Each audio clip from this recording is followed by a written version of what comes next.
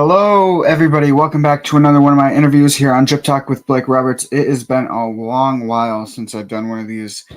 It's been a couple months or so, but I'm finally back, and I have a very super rare special guest with me today.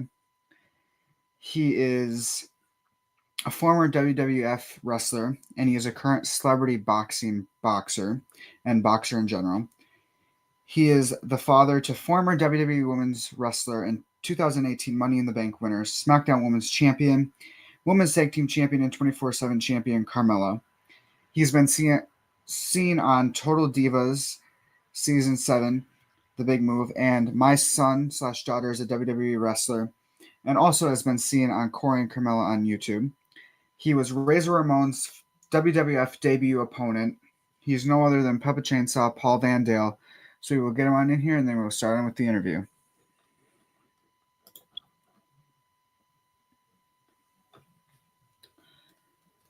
Hello. Hey, Blake, how you doing?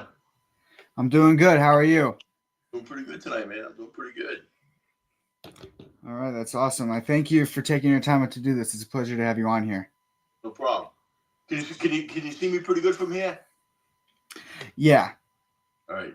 I just want to make sure I'm in it. I'm not like too far back or whatever. You know what I mean? Right. Yeah, it's perfect. All right. Is there anything else you'd like to say about yourself or whatever? Anything I want to say about myself? No, I'm just living life, man. You know, I'm working out every day, 7 days a week. I'm 65 years old now, and I just like training hard. You know, I believe that age is just a number. You can still do things at an older age as long as you just got the mindset to do it. And I just believe it's very important to keep yourself in shape. You know, I see so many younger people today, and they just they get into the video games and the technology and everything, and I think a lot of that just I mean, it's good and bad. I mean, technology is good, but at the same time, it just hurts a lot of people from prevents them from going out and doing something physical. I believe you should be doing something physical all the time. And if you do when you get older, it's going to benefit you because you're going to just be able to enjoy life more and just feel better about yourself. So of course, I love spending time with my family, my grandson. He was over here today, and we took him to the park, and I just enjoy spending a lot of time with him. And it's just great. It's just great being a grandparent, Mm-hmm. Definitely. I mean, that probably feels great to you to finally be a grandparent. All right. So the first question I will ask you is, when did you start doing wrestling? What made you want to get into it? Well, when I came home from the Marines, I started boxing when I was in the Marine Corps. When I came home from the Marines, I kept boxing, and I had some fights. And then I was like 23 at the time. And then they had WWF back in the day. They came to the auditorium in Worcester, Massachusetts, where I'm from originally. I mean, I moved to Pittsburgh about 3 years ago. But anyways, I'm from Massachusetts, and I went to see WWE. Back then, that was before like it really, really got big. And you were able to walk in and get a ringside ticket the night of the event. And I followed it a little bit when I was a kid. But then when I was in the Marines, I just lost track of following it for a while. And then when I came home, I went to see the event. And then when I saw Jimmy Superfly Snuka come into the ring, and I didn't really know much about him at the time, but when I saw, when he had a great physique and everything, and he put on a great match, and I said, wow, man, this is something I'd probably like to do, And so, because I was into working out and everything, and so I actually decided that I was going to give it a shot, I mean, when I was boxing, bringing home trophies was good, but I said, hey, I can get into this wrestling thing and, make some money, And a few years later, I ended up meeting Killer Kowalski at Mountain Park in Massachusetts. He was putting on an event there, and I went over and I talked to him, and I said, hey, I'd like to try this. And he says, at the time, he owned a school in Malden, Mass, right outside of Boston. And I said, hey, come on and check it out. So I went over and I met him, and I liked it. And I was, I ended up training with him for like 10 years over there. And that's pretty much how business, But that was, but when I got into the business, like I was already married. I was like 27 years old at the time. Mm-hmm. And I already had, I owned like 3 houses, and so I was always busy, and I had, and I had kids, and I had a full-time job. But so I pretty much always just did it like part-time, So I would wrestle with Killer Kowalski's promotion and all around New England. And then when WWE came around, I would get matches with them. So I would wrestle with them like all through New England and like New York and Pennsylvania. And yeah, so that's pretty much how I get into the business. But I enjoyed it. It was great. It was exciting, and a little bit of travel with them. So, of course. And then you mentioned Jimmy Snuka, who you also wrestled later on. How did that feel, getting to finally wrestle someone that you watched growing up on TV? Yeah, that was something else. I mean, he's the reason why I really get into the business, and then they were introducing him. I wrestled him at the New Haven Coliseum. It was on Monday Night Raw years ago, and they kept announcing Jimmy Superfly Snuka is making an appearance. He's coming back because he was out of it for a little while with the WWE. They kept promoting it, and then I got a call to go down there. And when I got there, the agent at the time was Tony Gurria. He was one of the backstage agents. And he says, "Hey, I got you working with Jimmy tonight." So I was like, "Wow, man, that's pretty cool." Because he's the reason why I get to the business, and now I get to work with him. And actually, I met his daughter when my wife got married in Florida years ago. His daughter was actually Tamina Snuka. She was actually at my daughter's wedding, so I met her, and she's a really, really nice lady, and so we talked about that. Of course, yeah. Who were some of your other favorite wrestlers growing up, other than Jimmy Snuka, and like who else did you watch? Oh, when I was growing up, like I said, you had Bruno, but like I said, and Andre the Giant, and a lot of the big names back in the day. But then I didn't. But then there was a time when I didn't really follow it for a while. Like I said, when I was in the Marines and everything. And then, but then when I came back, I started getting interested in it again. Yeah, definitely. Who would you say has been the stiffest wrestler you've gone in the ring with in your career? It definitely has to be Razor Ramon.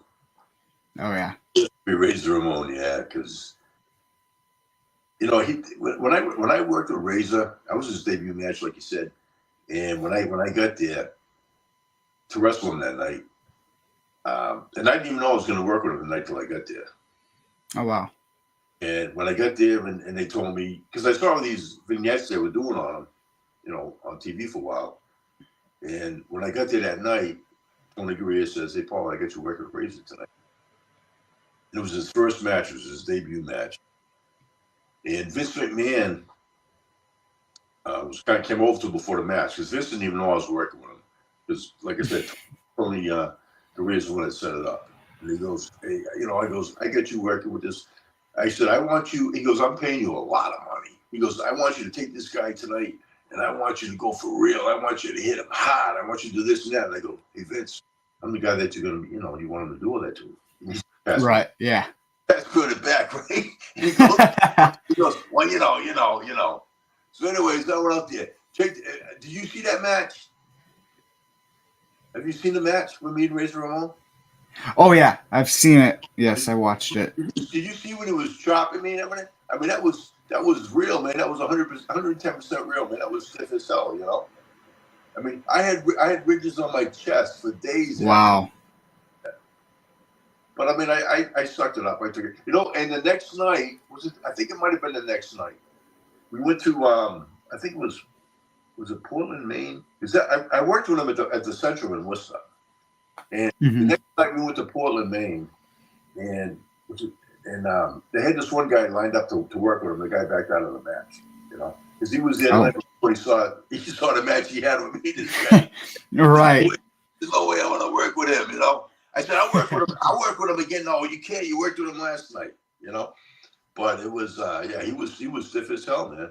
And then he worked another match after mine that night at the Central, and the guy came back and he was complaining about it, you know. I mean, I didn't complain about it. I just, you know, it is what it is, man, you know. Mm-hmm. But it's, but he was definitely the stiffest guy I ever worked with. Because, you know, he was just coming in there and he was just, you know, trying to make it himself and everything. So I was just, but it is what it is. Yeah, I'm surprised that out of everybody that it was Razor Ramon. But I mean, like you said, coming in hot, trying to show him off and whatever on his debut, probably, you know. Right. That's what it was. Yeah. He's a good guy, you know, and he was a good guy. And it's just, but I mean, he had a lot. I'm sure he had a lot of pressure on him too, you know. Oh, of course. I mean, he had a great career. Mm-hmm. What do you consider to be a weakness and then a strength of yours in the wrestling business? In the wrestling business, I mean, I had a good physique back in the day and everything, but the thing is, back then it was just, you know, it was a tough time to try to really make something happen and move up, because they got rid of all the territories and WWF at the time. And it was just everything was like so much for connections, you know. And if your father that wasn't in the business, or if you didn't have a connection in the business, it was just really tough to go anywhere with it, you know. But yeah. It was just like, and like I said, I pretty much just always kind of did it part time because I had a lot of responsibilities. A lot of guys that I was wrestling with back in the time in that era, with Killer Kowalski, a lot of these guys, they weren't married. You know, some of them were living at home with their parents, and they didn't have kids, and it was a whole different thing. If I wasn't married at the time and didn't have the responsibilities that I had, my properties and everything, I probably would have maybe gone to Japan and tried to do something over there for us. You know what I mean? If I want to move up and everything. Yeah. But that's probably. You know, like I said, if you didn't have connections, it was just really tough back then. Today, it's a whole different world today, because today, now, like I said, it's not so much about connections today. Today, you know, so I think it's a lot easier. I think a lot of people have a chance to make it to that next level today if they work hard and if they're in shape. And the thing is that if you notice the size of the guys back in the 80s, right? When you see some of those guys, you know, like. And compare them to the guys today, you know. And Kowalski told me that. He says down the road it's going to be the smaller guys that are going to bring it back. Because back in the day, in the '80s, a lot of these guys weren't even good workers, but a lot of them were the ones that didn't have connections. The other ones were like just, you know, they were like freaks, you know, from everything that they were on, whatever. You know what I'm saying? And but today it's just, I mean, it's a different era. A lot of these guys today that are up there would have been jobbers back in the days. You know what I mean? They wouldn't have been superstars. I don't care how good they can work. Some of them, because they just don't have the size, you know. And there's guys up there that aren't even in good shape. You know, these guys are young guys. You know, I mean, they should be hitting the gym. A lot of them, at least keeping their bodies in shape. You know, and a lot of them. A lot of them don't. It's just it evolved, just like everything else in life, you know. I know. Yeah, I totally agree. Yeah. Who was your first opponent in front of a crowd, and how did you feel going into that first match? That's a good question. I was with Kowalski for 3 months, and he sent me to the New Haven Coliseum with the WWE. Now, you shouldn't even be there after only being 3 months in the business, because a lot of guys start off maybe like a pool or a Knights of Columbus or a smaller venue. And he sends me to WWE for TV taping. I could have been, I don't know if it was Superstars at the time. I think it might have been WWF. He sends me there, and I was green as hell. I just learned to do a backdrop like a few days before I went there. Wow. And so I get there, and I had a brand new pair of boots. I mean, people could tell it was green. So anyway, Yeah. Chief J. Strongbow was one of the agents back then, and he comes up to me, and goes, "I get you working with Ken Patera," and I said, "All right, that's cool," and I walked out into this crowd. Now, the thing was sold out at the time. The New Haven Coliseum, I think it held 15,000, 17,000 people at the time. And it was like surreal, man. You know what I mean? Like, I had boxing matches before, man, which are a shoot. Right. Now I'm doing a work, and now I'm doing a work match. And I was more nervous for that than my boxing matches because, it was just like, and every like superstar, because when you do TV back in the day, every superstar was there. Because they do like 2 nights of taping in a row for like 3 weeks of TV. So you had Hogan there, you had Macho Man, you had all the top superstars in the WWE at the time in the 80s that were there. And I'm 3 months in the business having my first match. And Kowalski told me before you go there, he goes, "Paul, maybe take a little bit of dirt, rub it on your boots. Looks like you've been in the business for a while." Kowalski, Killer Kowalski, man. He was, may he rest in peace, but I always got along with him. But he was crazy, man. He really was, but in a good way, So anyways, right. I go there and so we're working out the match before time. And it's like, and it's still like, I'm thinking about it, but it's like, can I remember it? Because it was like I said, it was surreal. And I was just, I was nervous and proud, man. And then, so anyways, it's my time. I'm in the gorilla, and they go. So I'm going out to the ring. It's like I can't even believe I'm in there. You know what I mean? I'm walking on this 12 arena for my first match after being in the business for 3 months. I get into the ring. The next thing you know, they start playing Ken's music, and he's coming out, and it's like, wow. Now I'm out there. And I'm trying to remember the first thing we're supposed to do when we lock up. My mind was blank. Right. My mind was blank. But then it came back to me. And I got through it. But I had him in the headlock at one time, and I was like squeezing the hell out of him. And because I was like tense, I mean, when you're in the ring, you got to be loose because it can prevent injuries and stuff, Right. And the thing is, it's like I was just so tight because I was just nervous and everything. And but I got through it. I went back and goes, "Hey, Paul, you did pretty good, And but then after that, my next match after that was in Pembroke, Massachusetts, near the Cape. And I think it was the crowd was like, it was an outdoor show, and like in front of 50 people, because after that experience, everything else was just easy after that, Maybe that's good, because you go into the fire right in the beginning, and everything else lightens up after that, Right. But then but then the thing is, when I worked with Jimmy, Snooker, that was Monday Night Raw. That was a little nerve wracking too because, it's live TV. They can't really cut something if you mess up. And Jimmy's not, Jimmy does a lot of leapfrogging and do this and that. So there's a lot you got to think about. But actually, when I worked that match with Jimmy, I ended up in a hospital after that match because I got the splash off the top rope. He ended up coming down and he caught me with his elbow because he goes, "Paul, when I come off the rope, come up a little bit because it helps break my fall when he does that splash." And so when I came up and his elbow hit me in the mouth on the way down, and they ended up splitting my lip on the inside. I was bleeding, and so I drove from there to UMass in Worcester, from the New Haven Coliseum, and I had to get sewed up. And the next night I went to do TV at the auditorium in Worcester, Massachusetts, and they wouldn't let me because my lip was all puffed up and everything. So we can't get you right. Yeah. Wow, that's crazy that happened.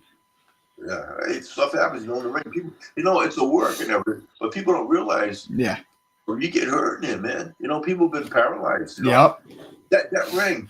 And I trained with Kowalski for 10 years, and that was in a boxing ring. And there was a steel post under the center of that ring.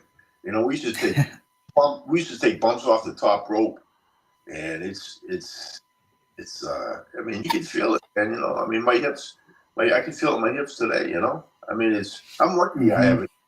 I'm lucky I haven't had hip replacements and all that stuff. You know, but I mean, I try to do some stretching, and I just, like I said, I'm working out all the time and trying to stay in shape, so that helps too. You know, but I mean, you get banged up going to the wrestling rings, boxing rings. You're gonna take a beating. The way you get into go into the ring, it might be different on the way out. From boxing, I ended up with 11 eye surgeries. I had 60 attached retinas in my eyes. I had 9 surgeries on my right eye, and I had 2 surgeries on my left eye. I went completely blind in my right eye about 20 years ago, but they got a lot Wow.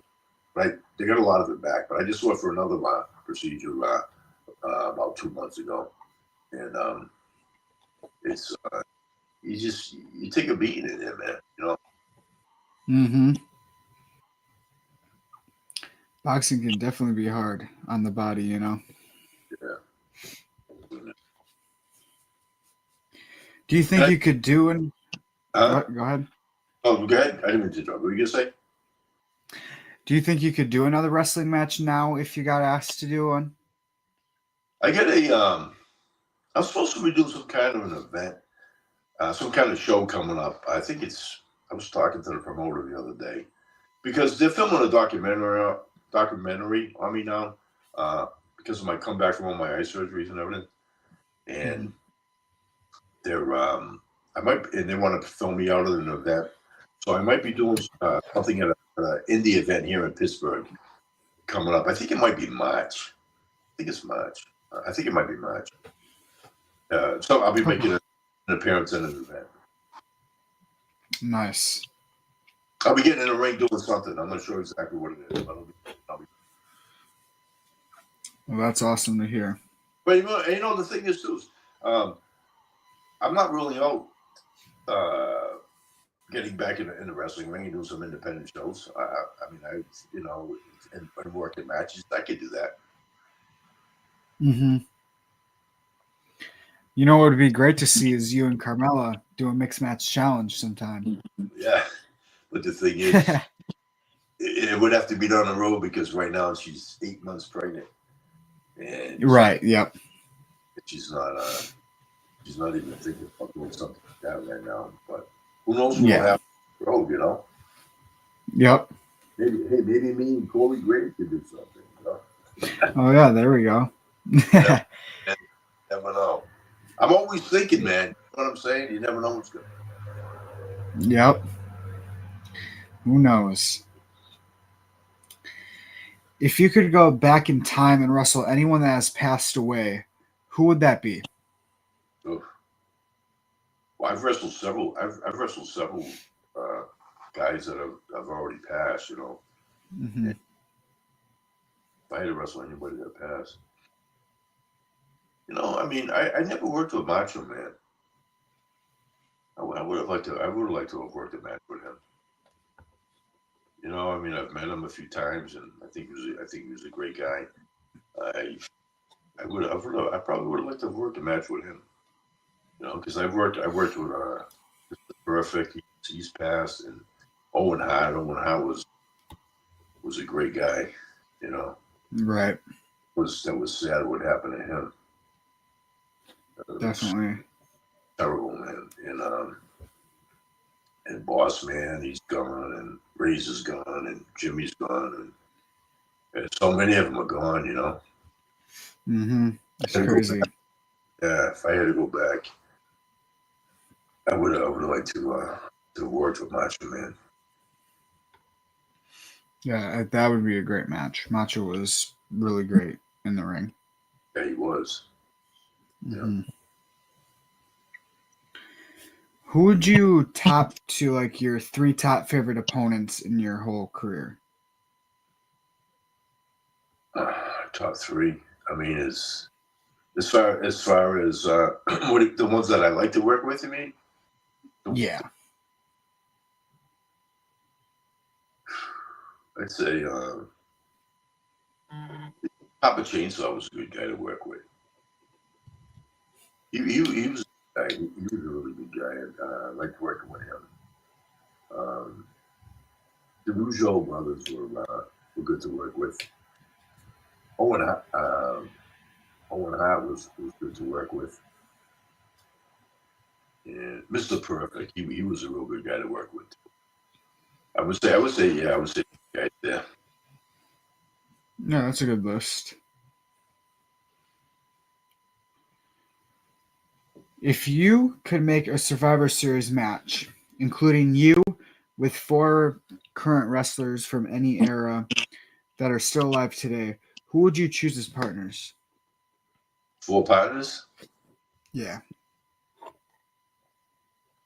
I'd say one of them would be Barry Darsow.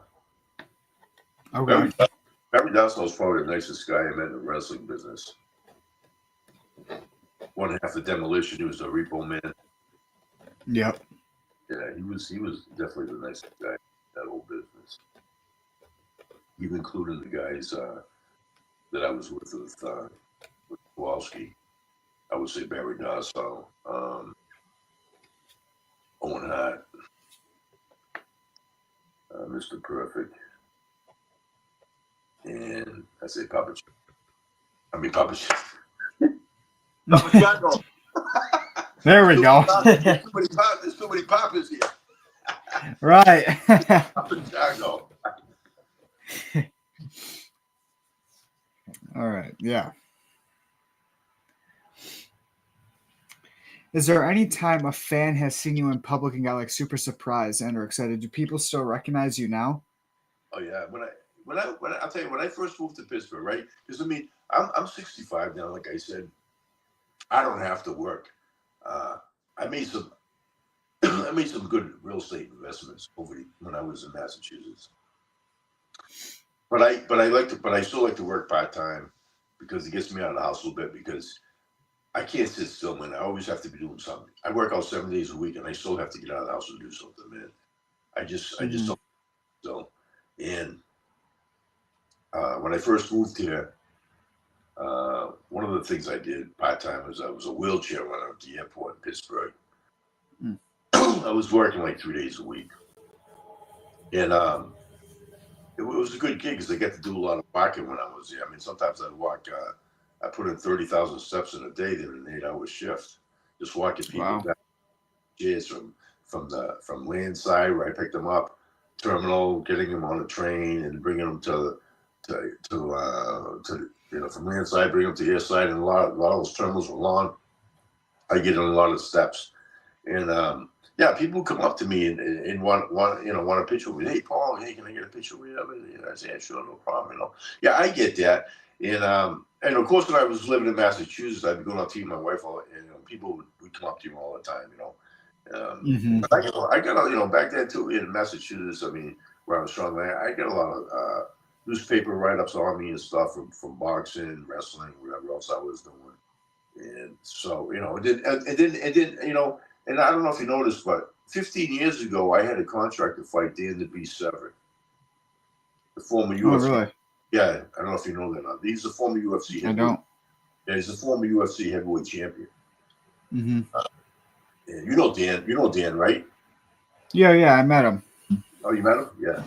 Yeah, WrestleCon. Oh yeah, okay, yeah. Dan's a real nice guy.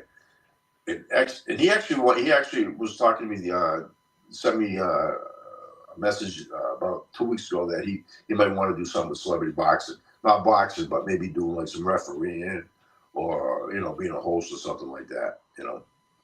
But yeah, so I was supposed to fight him about 15 years ago, but at the time I had one detached retina in my eye, in my left eye. So the doctors wouldn't clear me to fight, even though I had to sign a contract to fight him. So this other guy came in. It's another story, right? So this guy came in, Lee the Beast Bean. He came in and fought him to take my place. And Lee the Beast Bean knocked him out. And that was the only time that Dan's ever been knocked out in his training. He's had like 112 MMA fights.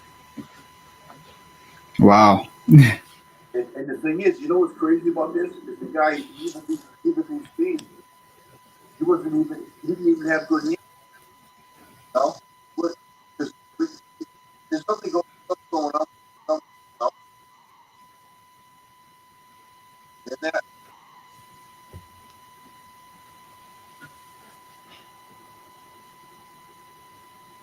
He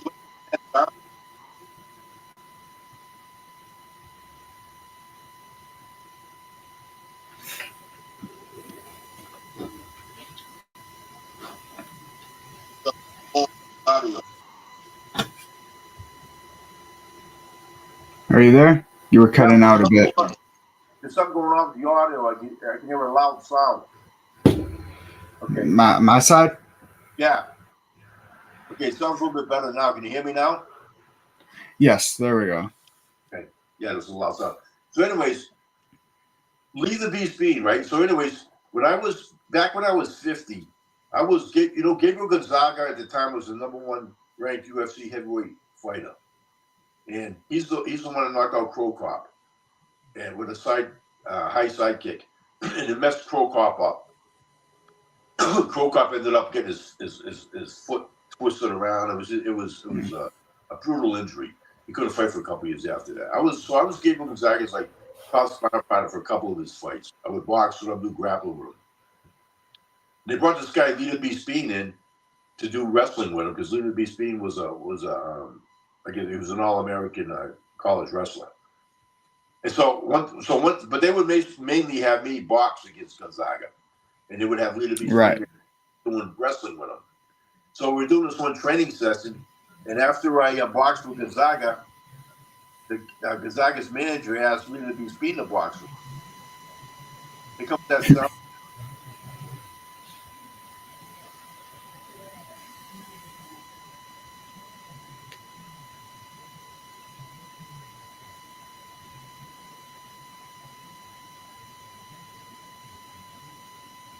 Hear it?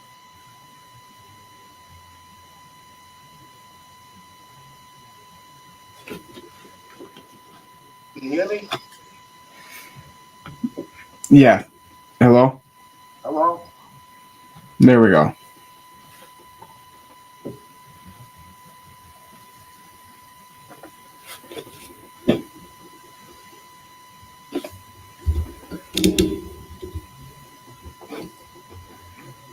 Hello? Hello? Yeah. It's still making a loud sound. Is it like a high pitched, like squealing sound? Yeah.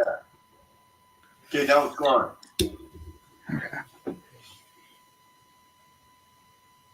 Can you hear me? Yes. Can you hear me? Yeah. So, anyways, Leave the Beast being, so then the manager threw him the gloves and said, "Why don't you go a couple rounds with Gonzaga?" And he was like so nervous to do it because he didn't like the box. See, when Leave the Beast being fought MMA, he would just want to take his opponent down, ground and pound him. He didn't want to like stand there and box and throw straight punches with him. So, anyways, he was so nervous. He goes, "Paul, what do I do?" I said, "Just keep your hands up." So, anyways, he boxed us, but he was very tentative when he was boxing with him. And anyways, he ends up fighting Severin and ends up knocking Severin out with a punch.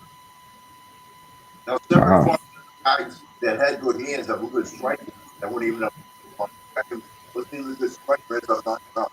So this is kind of ironic. But,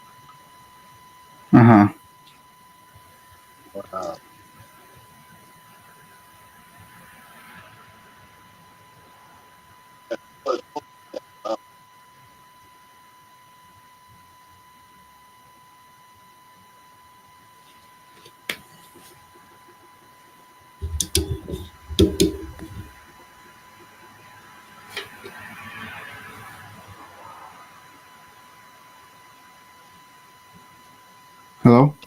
yeah, hello. So it's still making that loud sound. It's probably my mic. Sometimes it does that. Get those off.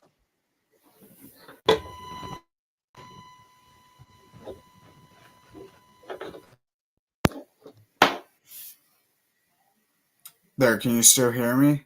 Yeah, I can hear you now, and the sound's gone now, so that's good. Okay. Yeah, it was probably the mic. Right. All right. All right. The next question, would you rather be in a blindfolded match, handcuffed to your opponent, or a dog collar?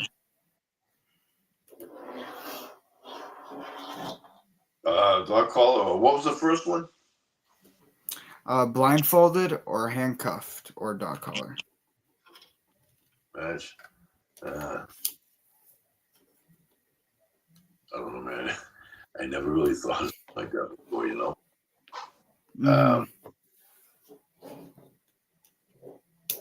Dog collar match. I don't know, man. I never really thought about any of those type of matches before, you know.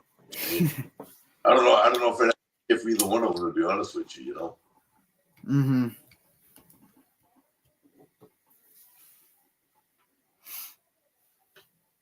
All right.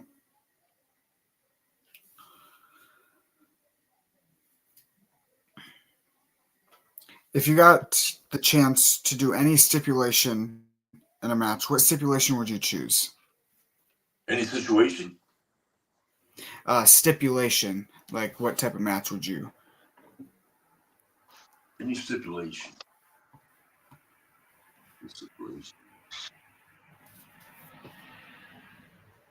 Any kind of a stipulation match.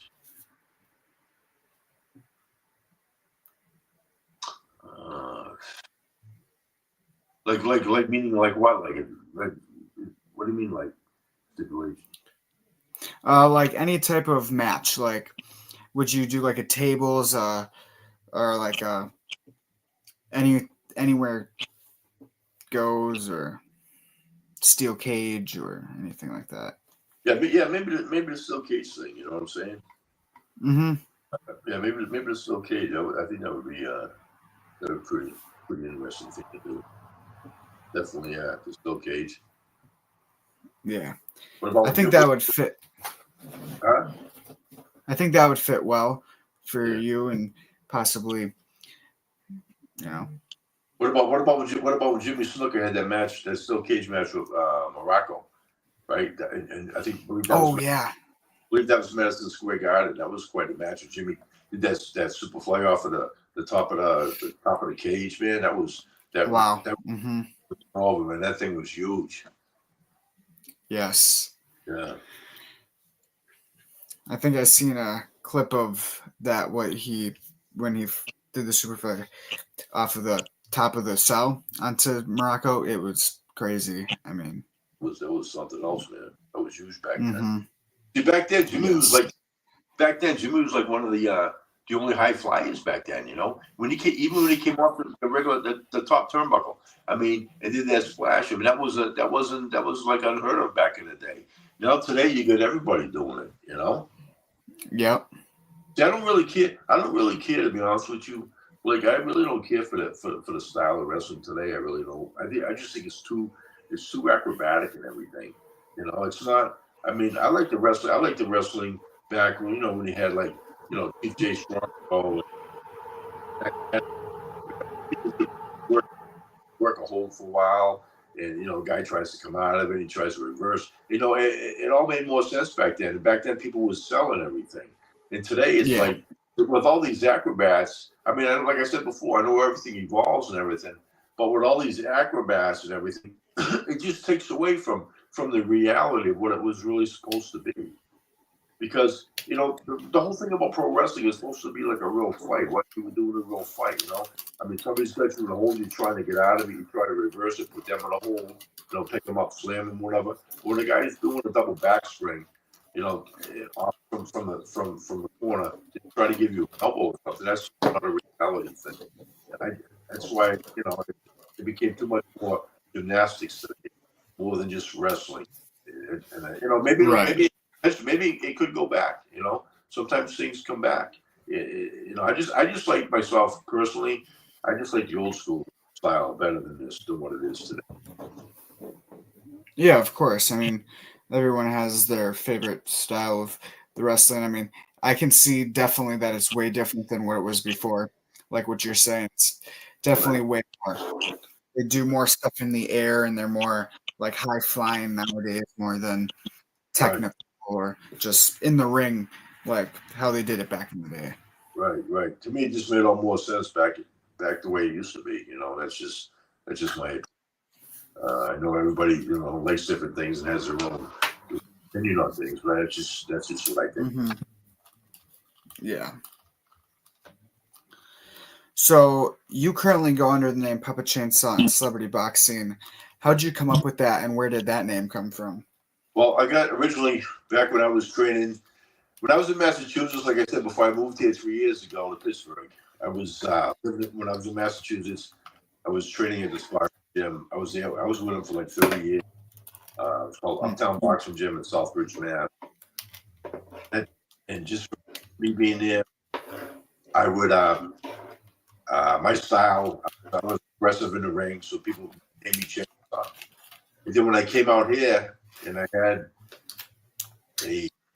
my first grandson, they started calling me Papa Chase. Right. Actually, Corey Graves gave me that name, Papa.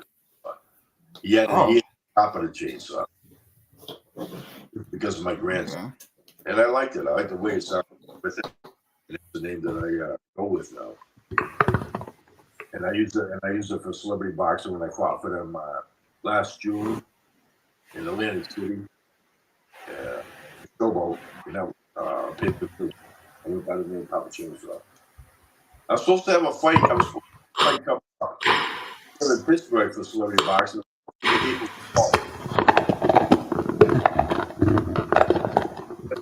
God fell through, and now they're trying to put something else on. It's supposed to sometime this fall. I don't know if you can see this flyer that come out. Can you see that flyer? Not really. Hold on. No. It says Papa Chainsaw coming soon, Pittsburgh. It's supposed to happen this fall. It's supposed to happen this fall, but they don't have a date yet. But I'm supposed to have a guy from the Steelers walking me into the ring. Oh, wow. Yeah. So interesting. Hopefully it happens. It's not 100% sure because they're not positive now if they're going to come out here. But it's something I've been really looking forward to. Because if it does, I get a lot of people out here that want to get tickets to come see me. So it would be a pretty good thing out here. It would be a big night here in Pittsburgh for me. Definitely, I would love to do it, but we'll see what happens with it. Yeah, a big turnout. I would guess. I mean, probably be a huge turnout. When I had my fight in Atlantic City, I had a sponsor at the time. I was living in Penn Hills, part of Pittsburgh, and there was a guy out that way in Oakmont. He owns like 8 restaurants. John Keefe. He's the John Keefe Restaurant Group, and he sponsored he was one of my sponsors for the fight when I went to Atlantic City. And he has, in one of his places, he got a sports bar called Vinny's Tavern. And he had like 70 TV place, and he had the pay-per-view and all his TVs. They had a fight night that night. Yeah, I gotta throw a shout out to that guy, man, because he really helped me out for the fight. John Keefe, great guy, man. And if you're ever in Oakmont, man, you got to check his places out. Especially Vinny's Tavern and Carnivores, a couple of the sports. He also has some nice high-end restaurants out there, too. Nice. Yeah, definitely check him out if I ever get that way. Yeah. So did WWF ever give you any ideas on changing your name, or did they like sticking with your real name, Paul Van Dale? No, they never. They never really gave me. They never really gave me that option. To be honest with you, so I just always went my real name. So Paul Van Dale. Sometimes it would be messed up. They say Paul Vandello. Yeah. No, I just never. I just always stuck with my real name. How did you feel, and what was like your reaction when you were just in the ring and they said your name wrong? What was like a spark? Like, how did you react? Yeah. I don't know, man. It was just at the time it didn't really bother me much because I had my mind on other things, just trying to make sure that I had a good match. That was my main focus when I was out there, just trying to put on a good match. When you're in the wrestling business, it's not really about winning or losing, going over, or doing the job. You just want to have a good performance out there. You just want to try to, do the best you can to make the match go over. You know, that's what you think. That's what you're thinking about. You know, it's different than being in a boxing match. You know what I'm saying?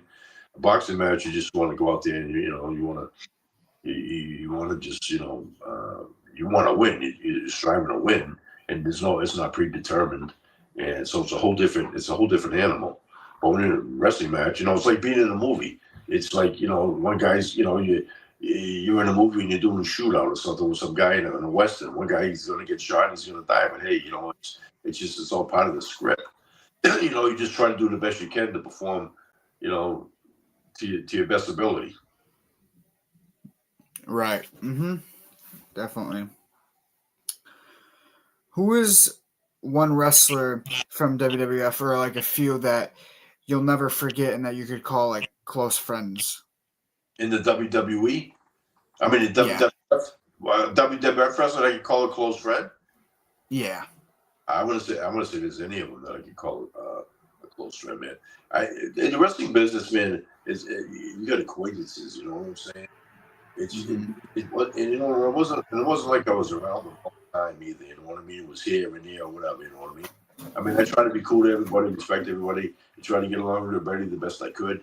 But I mean, to say that I had a close friend with WWF at the time, with anybody in there, no, I can't say that I had a close friend with any of them.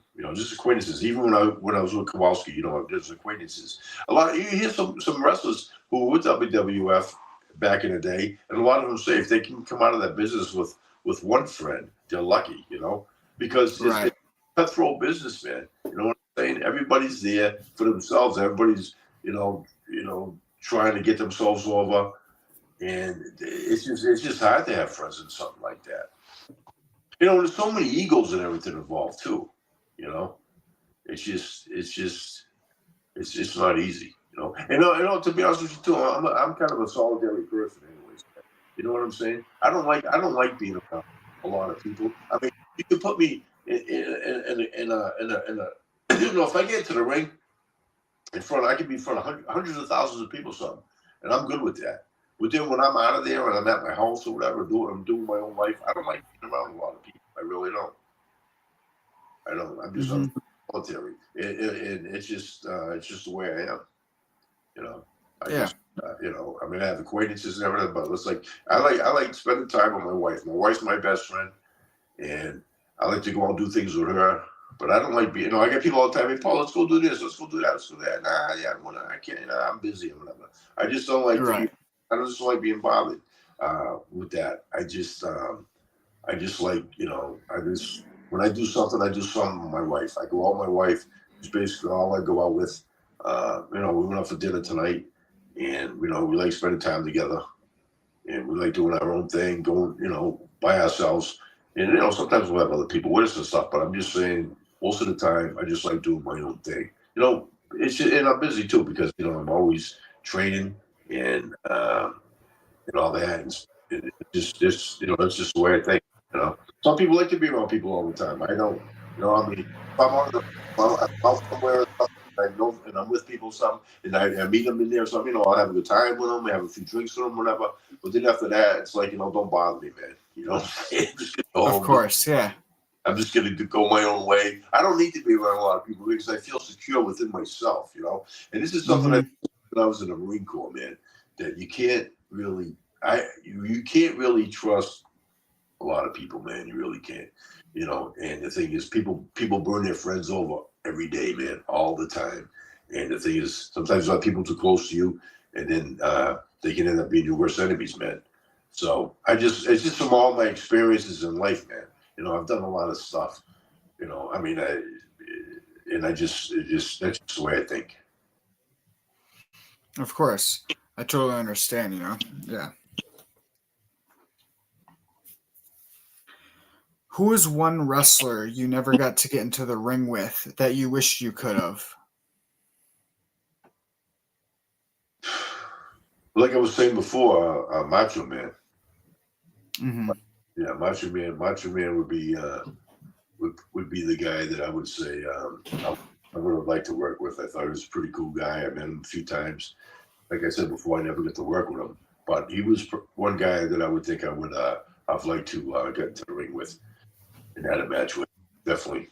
He was a great worker too. And just a good guy and everything. So, a guy that I definitely have to say I would like to have worked with back in the day. Most definitely. When did the love for fighting and boxing come into your life as something you wanted to pursue, but then basically wrestling happened? Because you said that you fought before wrestling. So when did the change for the love, change? Yeah, I fought before wrestling. I fought even during I was wrestling. I fought even when I was wrestling. I had fights, and after. But I just when I was a kid, my father used to take me to pro fights when I was like 12 years old at the auditorium in Worcester, Massachusetts, and I think that's how I just started. I was intrigued by it. But I was from a small town. There was no boxing gyms right around me, so I never pursued it as far as doing it myself. But I kind of always, something that was always in the back of my mind. It's something I would like to try one day. And then when I went to the Marine Corps, I had an opportunity to get into it, which I did. And then when I came home, I continued with it. And then after that, I like I said, I got into the wrestling thing to try to make some money with it. And then I got back. And then I had fights when I was wrestling too. And then after wrestling, I got back into the boxing because I wrestled like for a total of about 10 years. I did from like I was 27 to like I was about 37. And then after that, I get to the boxing thing again. But I like the boxing thing. It's because it's keeps you in shape. It's great cardio. Mm-hmm. And I always had a passion for it. Yeah, I think boxing is a good thing to know. Definitely, Right. Just for anything, basically. Right.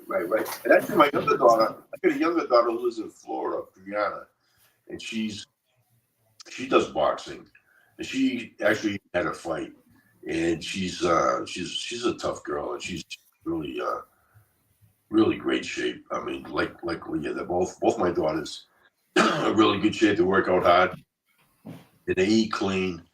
But she's a nurse too. My younger daughter. Okay. She's a nurse. Actually, I was in Florida a couple of weeks ago. My wife and I spent about a week with her down there, and she's very busy with her job because she's a nurse director at Joe DiMaggio Children's Hospital, and she's just really really busy. So she. But she's got a passion for that too. So nice. I tell people, Blake, right? I got two daughters. One's a pro wrestler, one's a boxer. I said, who needs sons? Yeah, there we go. You got it all right there. I feel blessed, man. I'm telling you, I do. I mean, I got, I had a good life, and I got two amazing daughters, and not only, they're both beautiful, and they're very successful, and they're good people too. Definitely. When did you officially start working for Celebrity Boxing, and how did they approach you, and just what made you want to start doing that? A bigger thing. Like I said, I fought for them in Atlantic City last June, and it was just I wanted to I just wanted to get back in the boxing ring again. I mean, I had a fight, an exhibition match right before I left Massachusetts when I was a few years ago, and that was good. That went good. And when I came here, I was still boxing, and I wanted to have another match, and I figured Celebrity Boxing, they're not far away. They're actually out of Philly, and I contacted the owner, several times, and I didn't hear nothing back. I was sending videos of me training, and then one time he contacted me, called me back, and they gave me a shot. So I ended up going to Philly a few times for a couple of fight press conferences, and then I before the match in Atlantic City, and it was a good experience. David Feldman, who owns it, he's a good guy, and and they treated me right. And that's why I want to have another match with them. I just like being in the ring. I like entertaining, man. I like to be in the ring, a boxing ring, pro wrestling ring. I just like that environment. I just like being around that. I like being doing that kind of thing. It's always been in me. Of course. But then again, like I said, when I was doing all these years, I mean, I was always, busy raising a family. Because when I was pro wrestling, I was investing in real estate, raising a family, and a full-time job all at the same time. So I was juggling, quite a few things at once. It's just, like I said too, I like being busy. Yeah. And that's good that you're still. It's all been a good experience, you know what I'm saying? I mean, I tried a lot of stuff in life. Some people go through life, they don't try anything, And it's all been a good experience because you learn something from everything that you do, Yes, definitely. And that's great that you're still being physically active at the age you are and just, so.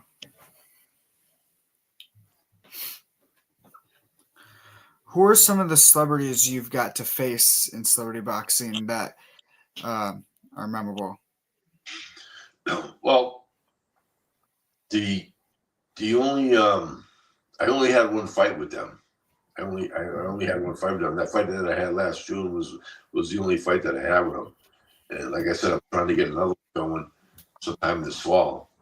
But I only had one fight with them. But the night that I fought in Atlantic City for host, they had Riddick Bowe, former 2-time heavyweight champion of the world.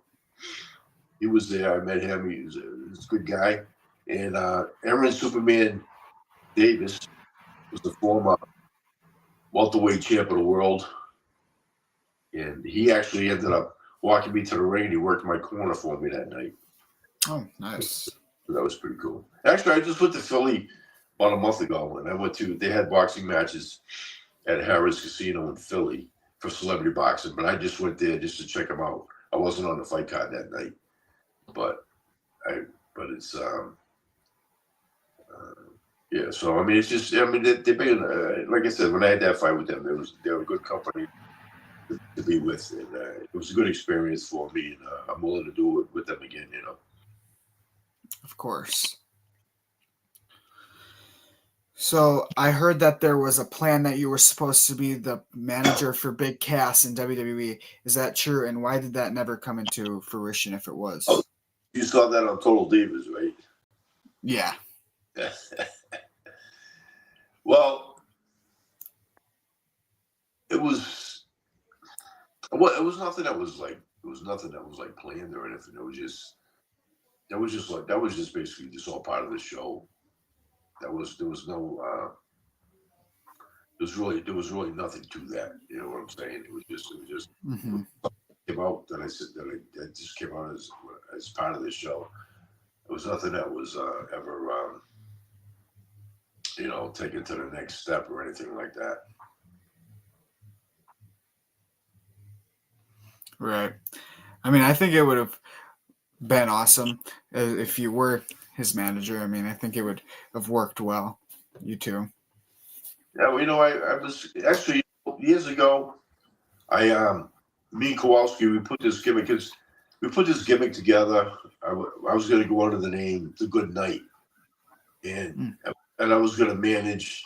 This was at the end, and when I was like 37, I was gonna try to get in here as a manager with a contract. Kowalski and me, we put this gimmick together called The Good Night, and it was presented to Vince and J.J. Dillon at the time. They sat down, they looked at it, they liked it. And they told me, J.J. Dillon called me. He told me, Paul, we like it. We can do something with this. But right now, everything's timing. He goes, call me back every so often. Call us, and we'll see if it's the timing's right to make this thing happen. So I started calling him for a month. Wait a little bit longer, call him again. They say, not yet, but stay in touch. The next thing you know, the thing just fizzled out. So It is what it is, Dang. Wow. That was a great story because, I mean, you could have possibly had another role in the WWF, So. Right. I thought it was going to happen, man. I was pumped up about it, but, it wasn't meant to be. Right. Was there ever talks or plans of possibly having you come back to WWE TV to ever do a storyline or promo with Carmella, or even be Carmella's manager? No, nothing ever came up with anything like that. But the thing is, too, is I didn't want to get involved in her business. You know what I'm saying? It's just, she was out there doing her own thing, and good for her. And she's done well with them. She did well with them, and I just didn't want to be, and she probably wouldn't want to have her father being in her business with that, because she was there doing her own thing. You know what I'm saying? So to have the father something with her, she probably wouldn't have felt comfortable with that.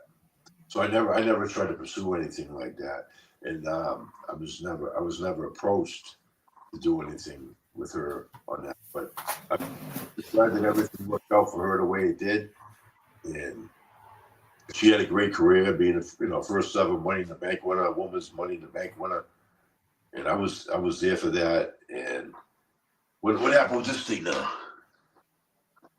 Oh, I gotta take this thing. Okay, and so anyways, she had a great career, and I was there when she beat Charlotte Flair. Title. That was like the day after WrestleMania, or the day after, 2 days after WrestleMania, and she beat him on Monday Night Raw, and that was great. It was just, the wife and I were there for that, and it was a good night for all of us. It was just, she had a good career with them. She was with them for a while. She had a good run. Mm-hmm. Most definitely. Yeah, that was going to be one of my questions. Was like, what was your reaction to her being the first winner and actually being there personally as a father? The first one, seeing that being the first. The first one of the Money in the Bank, you mean? Yeah, and then going on to cash that in successfully on Charlotte Flair. Yeah, I wasn't at when she won the Money in the Bank. I wasn't at that one, but I saw that pay-per-view. But I was there for when she cashed it in that night. No, it was a great night. It was we were back in the backstage later, just celebrating with her. It was really. Yeah, she works really hard, and she deserves everything that she got with them. Definitely. So when I met Carmella back in April at WrestleCon in Vegas, I asked her if she was retired from wrestling, and she said yes.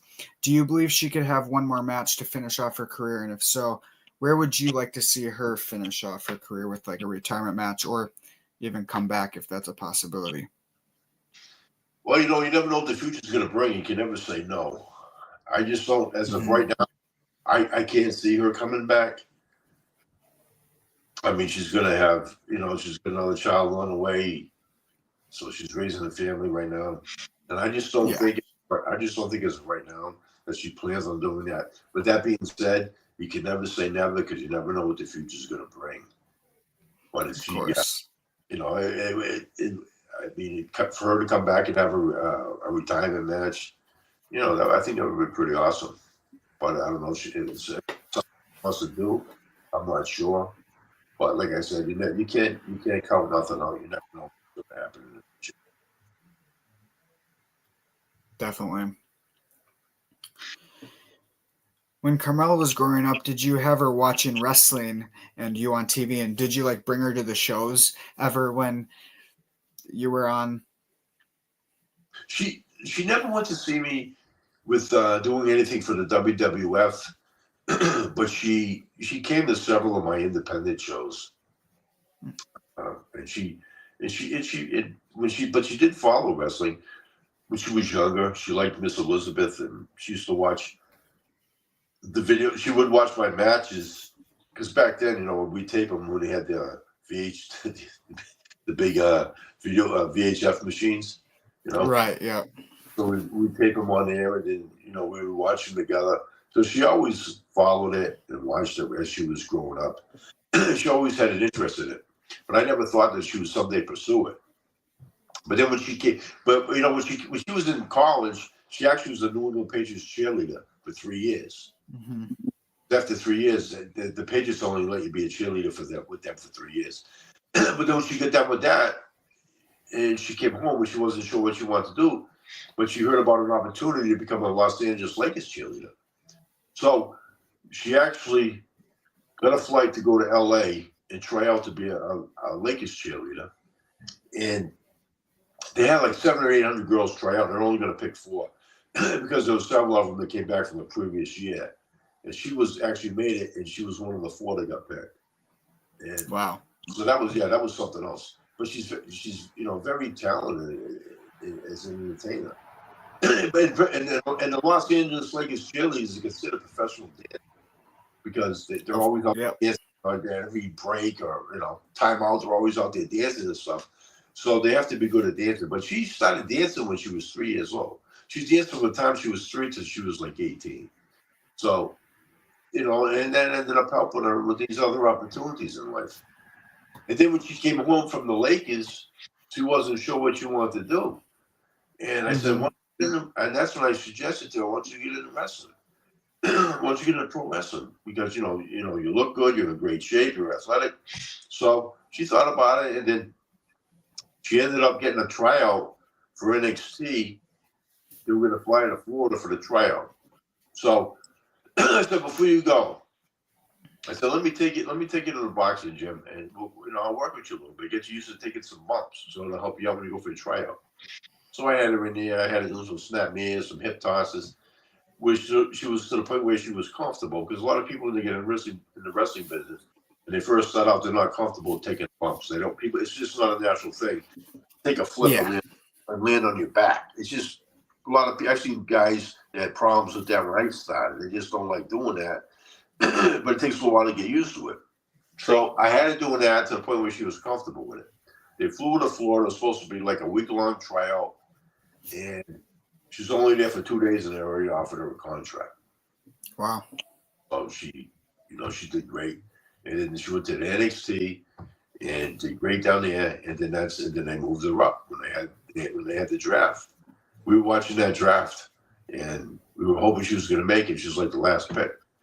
So, and she just had a great career.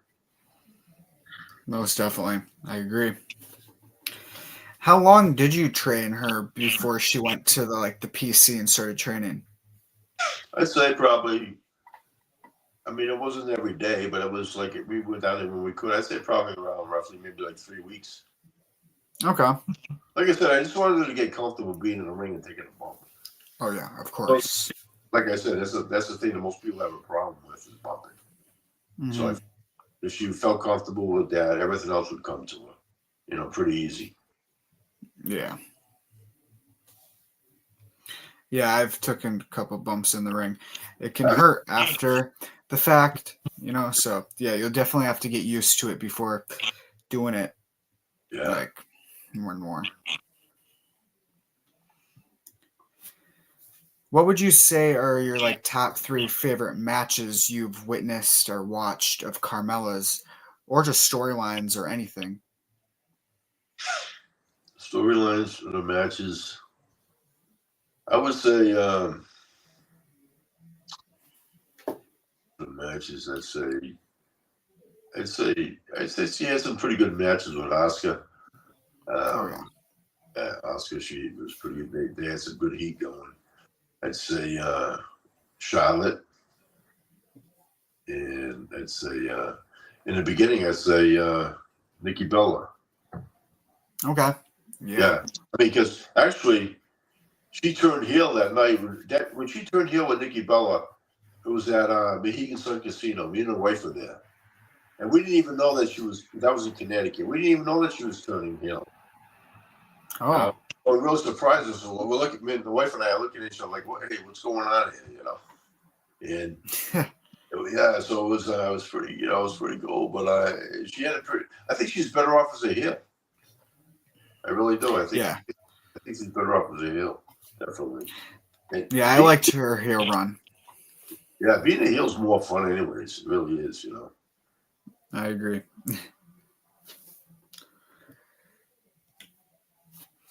That's what I want to be as a heel. Like when I do my backyard wrestling stuff on the trampoline. Yeah. You know. Yep. So was it like, did you prefer her untouchable or fabulous persona? I'd have to say, well, the untouchable thing was a heel thing, but the fabulous was more of a baby face. But the thing is, I would say, well, because she had a longer run with the fabulous, you know, definitely her run was a lot longer with that. Mm-hmm. So I would say that I would have to say the fabulous run. You know, I liked what she did when she was in England, when she did that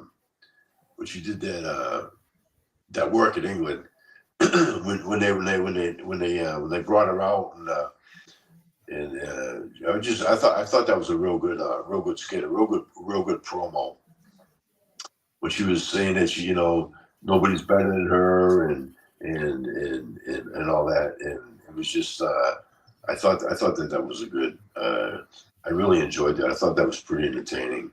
She's good on come out, you know, Leah's good on the mic. She really is. She's got good mic skills. And She is, yeah.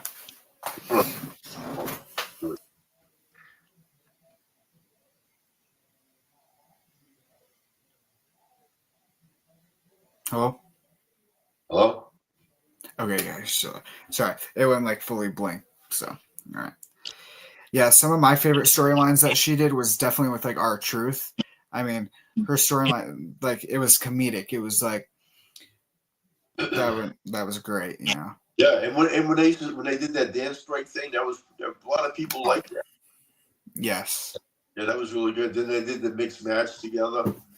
Mm-hmm. They yeah, that was good too. They ended up winning that mixed match challenge together. That was a good thing.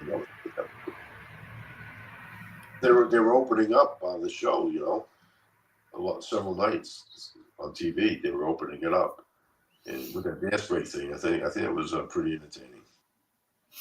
Definitely. What was your like reaction when you found out Carmella's contract expired from WWE? Well, I mean, it came out of nowhere. It's you know, it was a shock. It was a shock to her too. You know, she's gone public about that, talking about it.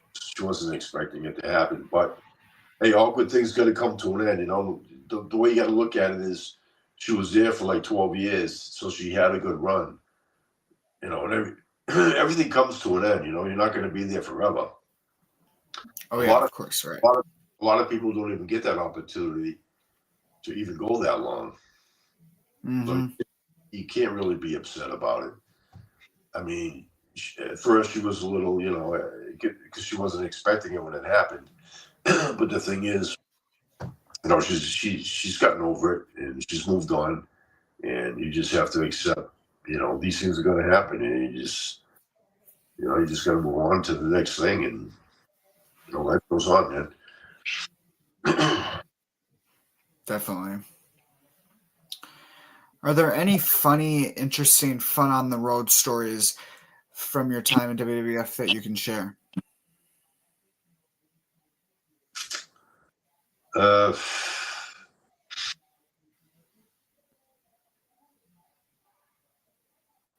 was just nothing that really stands out, and I was just, you know, I know that every time you know, when I went on the road, guys from Kowalski, you know, we'd all go together. A lot of us, we just always, you know, we had a good time. We'd always like, you know, get a hotel with a lounge in it, so that after the matches we could, you know, have a good time. You know, having a few drinks together. But I will tell you this one thing though. When I went one time, and I was wrestling up in Portland, Maine, and I was running a little late that day. Mm-hmm. So I went to get a hotel before I went to the arena. The hotel was like not that far from there. And it was like a Holiday Inn, I think it was, but it was a real nice Holiday Inn. They had some real nice ones. And it was like, I think back then it was like 100 maybe $50 or something, or 100, maybe even more, 170 it could have been. But this is going back, and this is going back 35 years ago or something like that, right? So back then it was, more than what it is today, And so what we had to do is we checked into a hotel, we'd have to get the receipt and then go back and give it to the agent so that we can get reimbursed for it. So I went back to the agent, Tony Gurria, and I said, "Hey, Tony, I got my receipt." He looks at it. It was like $170. He goes, $170. Couldn't you find a Days Inn for like 35? Back then, you can get a Days Inn for like $35. I go, "Tony, I was in a hurry." He goes, "Okay, but next time, try to find a Days Inn." All right, Tony. And they took care of it, Mm-hmm. Cool, but. Wow. Awesome. How long did it take for people to realize and actually find out that you were Carmella's father? Because there was like a lot of people that didn't really know that until like it was set on TV, and then that she was a second generation wrestler. So, Well, the thing is, if people Googled her name, I mean, all that stuff comes up. Yeah. It says, her, like her early life. It says, it talks about me, and so people can figure it out from that. And then, on her social media, I'm on there too, and just several stories that have been written about it. And they did mention it on TV, like I said a few times too. But it was just, I'm just glad. I mean, basically the whole thing about like me being in the business is I'm glad that he had an interest in it, and then she got into it, and then so she benefited from it. So I kind of like feel like I kind of paved the way for her to be in that business, because she ended up having an interest in it, watching me do it when she was younger and everything. So it all, everything all worked out. Yeah. Whose idea was it to bring you on My Daughter is a WWE Superstar and have you talk about Carmella and just have a series about you two? Well, the thing is, when they put on the Superstar series, I mean, my daughter and my son's a WWE Superstar. It's been every episode is basically the parents that are on there. Every episode has the parents, so that's just something that was just all part of the show, and it was just originally, we were contacted. She told us about it, that this is going to happen. They're going to be coming to film at a certain date, and then I think some of the producers of the show contacted my wife and I, and just told us that what was going on, when it was going to be filmed. And that was a fun little thing to do for her. It was a good episode. All those episodes were actually pretty good, because it shows the behind the scenes on all these the wrestlers, which I think a lot of people want to see. Yeah, definitely. Mm-hmm. And then also making the appearance on Total Divas. How did that feel, getting to be kind of back in the spotlight and just getting to be yourself and getting to just be out there with that episode? That was totally. That was the first time I did any reality TV, and the thing about that was filmed at our house, and at the time she was living in Tampa, Florida, and it was like the film. And actually, they filmed that scene that they filmed it for like 8 hours. Oh, God. And they got there several hours in advance, and they go around setting up cameras and they're setting up microphones everywhere. And it's but the 8 hours of film that we did, they cut it. And then when it's left, it was like, I think it was like maybe like 2 minutes and like 40 seconds or something like that, that actually makes the air, after all that time of filming. We spent the whole day there doing that. But it was another experience too, but it all went well. I mean, my other Donna Brianna was in it, so yep. Yeah, it was good. It was a fun day. But it's just amazing how much that they cut to try to get, 2.5 minutes or more. It just takes hours and hours of filming. Yeah, that's crazy. That then she had her and Corey had that show, Corey and Carmella, for the YouTube channel, and so they asked me to do that. So they flew me in from into Pittsburgh years ago to go and do that. And that was filmed. A lot of that. Well, it was filmed. It was like 4 episodes on that. A lot of some around the Pittsburgh area. But the episode that I was in was filmed at our house that they ended up buying in Pittsburgh. Yeah. Did you actually surprise them, or was that just like? No, that was all the work. Oh yeah. Okay. I was hanging around their house all morning before that episode. And then they make it look like I just got there. You know what I mean? Hey, right. Same thing with Total Divas. It's like we're walking in the door trying to surprise her. Mm-hmm. But like I was hanging around there for a while too before it's all TV, man. It's all a work. It's all Hollywood. Mm-hmm. The funny thing about the Corey and Carmella is that you came from downstairs dressed as Elvis. You came down and then you were just doing all that. Whose idea was that? And who, I bet it was your idea, but what came into fruition to do that? The producers asked me to do that, They said, they asked me to do that. I mean, I had the whole Elvis suit, but I didn't take it to Pittsburgh with me. Back in Massachusetts, man, I could have made it look even better. But I brought the wig and the glasses, and I played along. I mean, I like to have a good time, man. I'll have fun with everybody. You know what I mean? So the producers asked me to do it, so I said I'll do it. That was the party, man. We had fun that night, man. You saw that we had some alcohol there, man. Yep. Yeah.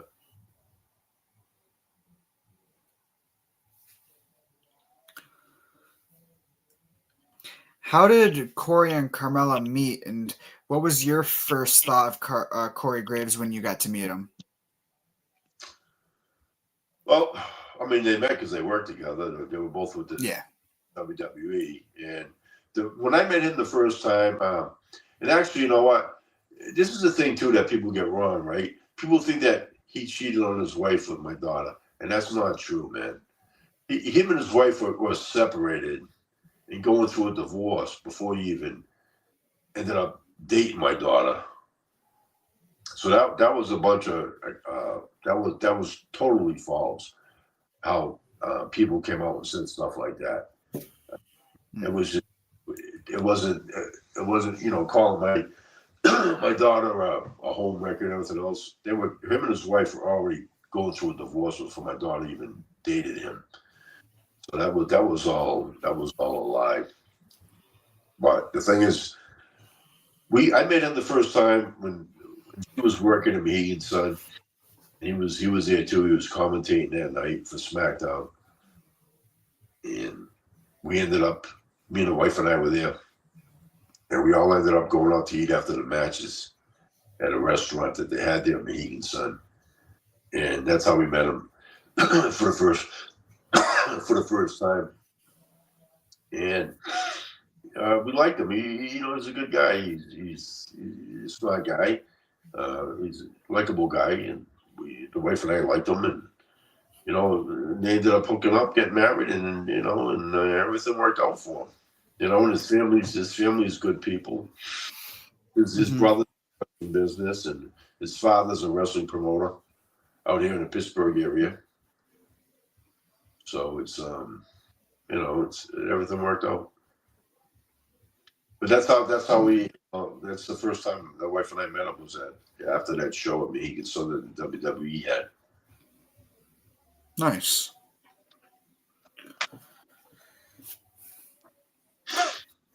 If you could go back in time and tell your younger self something motivational towards yourself now, what would that be?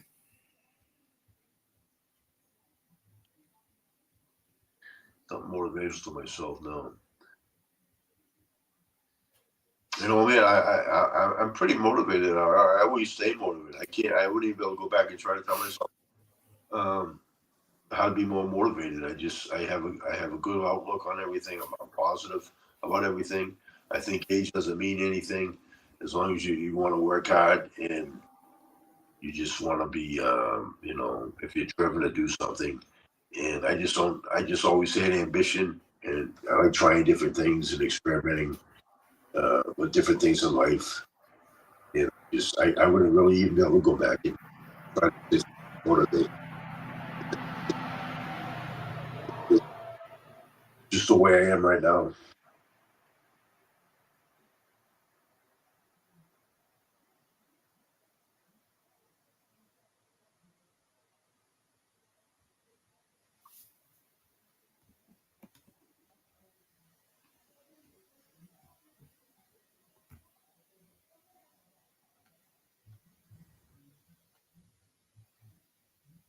Hello? Yeah, hello? Can you hear me? There we are. Yep, yeah. There we go. All right. All right.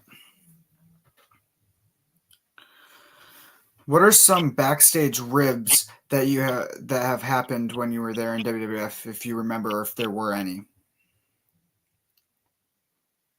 You know,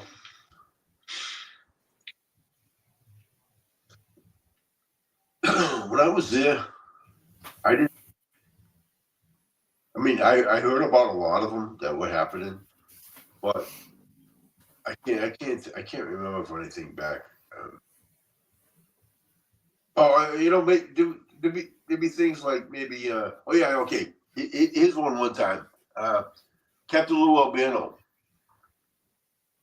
I was walking by, and he was sitting down with some other guys, and he was sitting in his chair, and I was walking by, and he stands up and he goes, "Hey, you want to take the chair? You want to have the seat?" So I figured if he's standing up to offer me the seat and I'm walking by, I figured something's going on, right? Mm-hmm. I said, "No, man, I'm all set." So I just kind of, you know, hung around a little bit, and so then this other guy comes by, this other wrestler comes by, and he stands up, he goes, "Hey, buddy, why don't you have a seat? Why don't you have a seat?"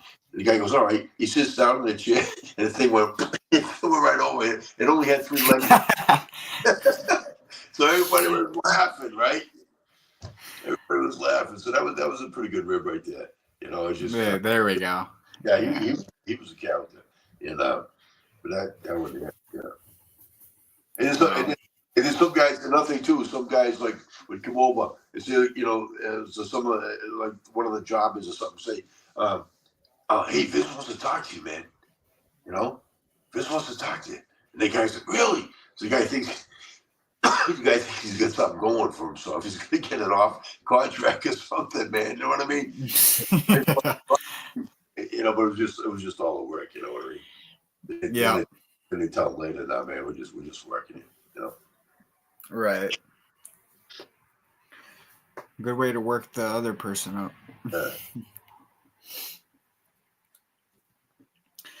How does it feel to be a grandfather of 2 or 5, including Corey Graves' children, after the long struggles of Carmella's miscarriages? Well, you know, things are working out better now because, like I said, you know, she had her son and he's healthy. He's going to be 2 years old in November, and she's got the other one on the way. She's 8 months pregnant right now, and everything's going good. You know, for the pregnancy. I mean, the pregnancy's been tough as far as she's been sick and everything like that. You know, sicker than she wasn't the first. But everything, she just went for a checkup and everything seems, you know, it's right on course, and he seems like he's going to be healthy, and for her to have 2 sons after what she went through in the beginning is it's a blessing because she started off, you know, with a miscarriage and then the ectopic pregnancy, and that's, you know, a very serious issue for any woman to have to go through being pregnant. So it didn't start off looking too good with those things happening. But now that she had her first son and the other one on the way, I mean, things are looking really good now. And she's in good spirits right now. And we're all just blessed that things have really turned around for her, considering how bad it first started. Most definitely.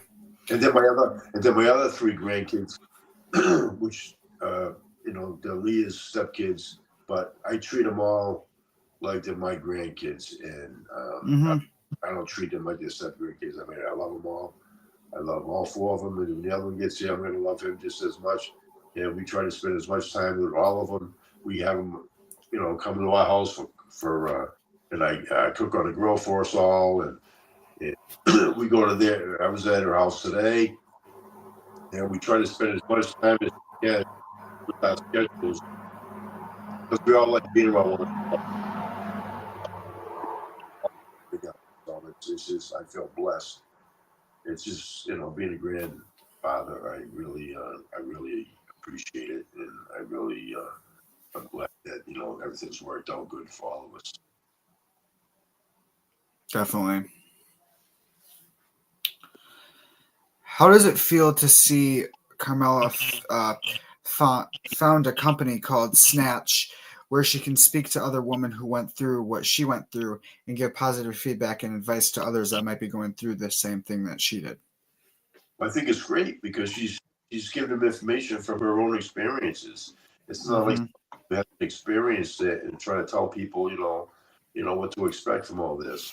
So I think she's on it's just a great platform for her to be talking to these people about, so that they can learn from her experiences. She's been working hard to get this thing up and running, and I know she puts a lot of time into it to try to make it the best platform that she can to help other people out through her experiences, and she's doing it to try to help people.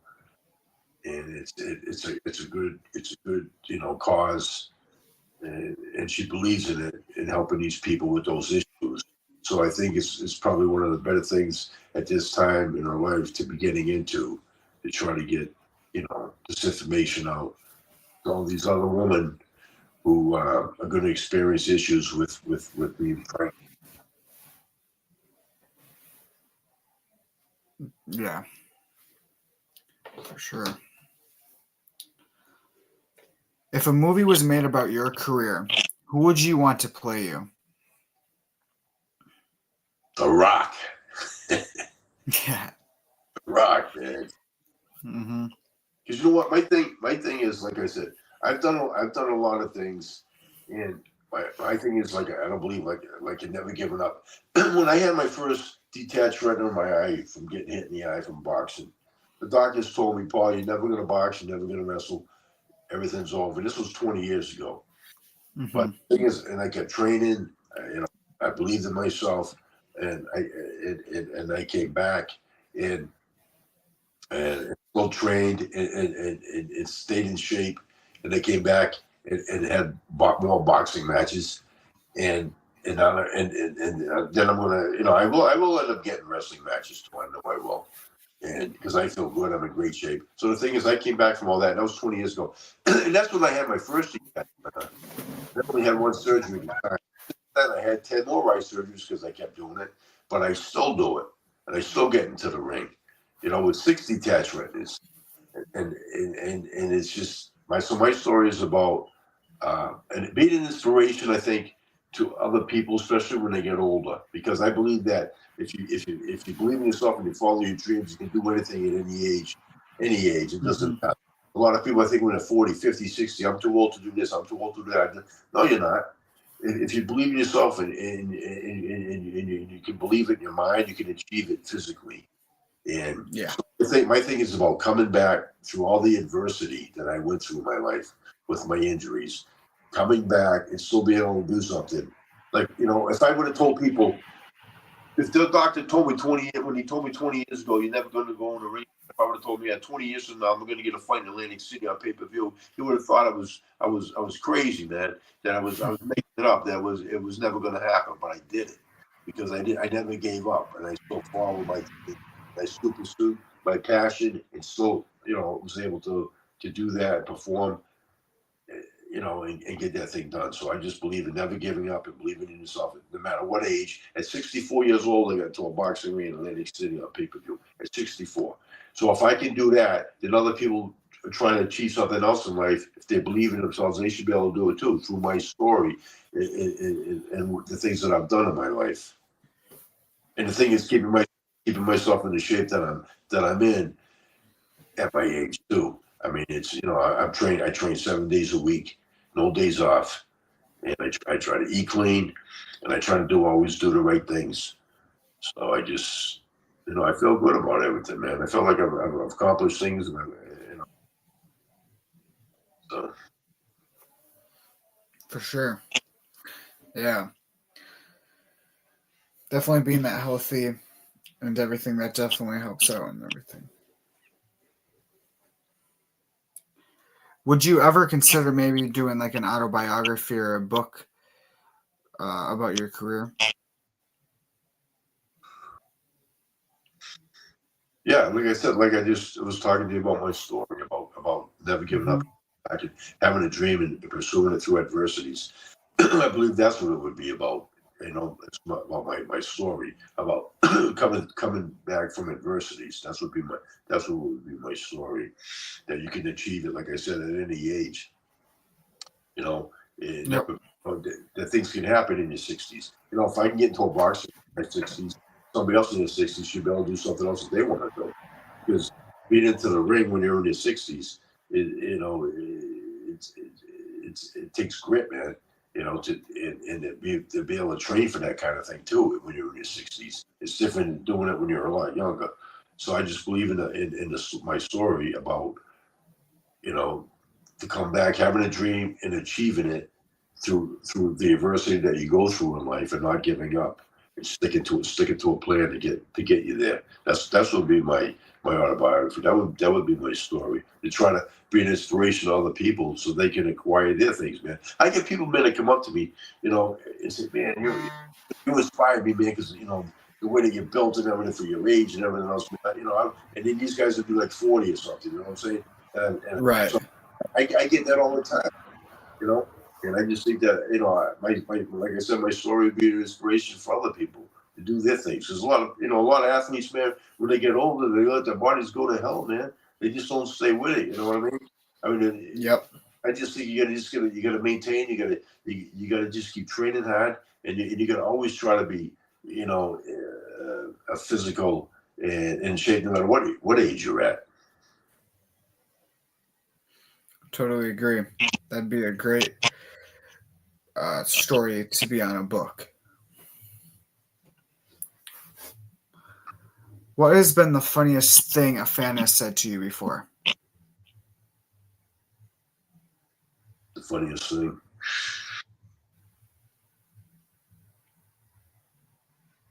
The funniest thing a fan has said to me.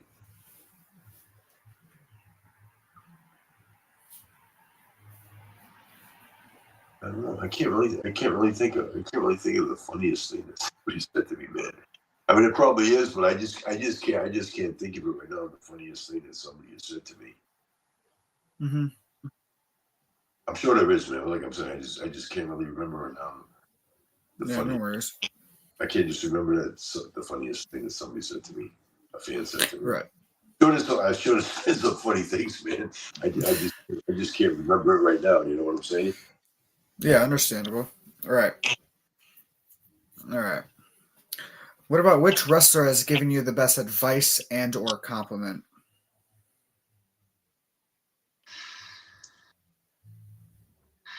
And then again, I say very docile, like I told the guy, the wrestler was with when I have a demolition of the Repo Man, because I was showing up like at house shows too, besides doing TV, and I'm just telling him, just in case I needed an extra worker that night.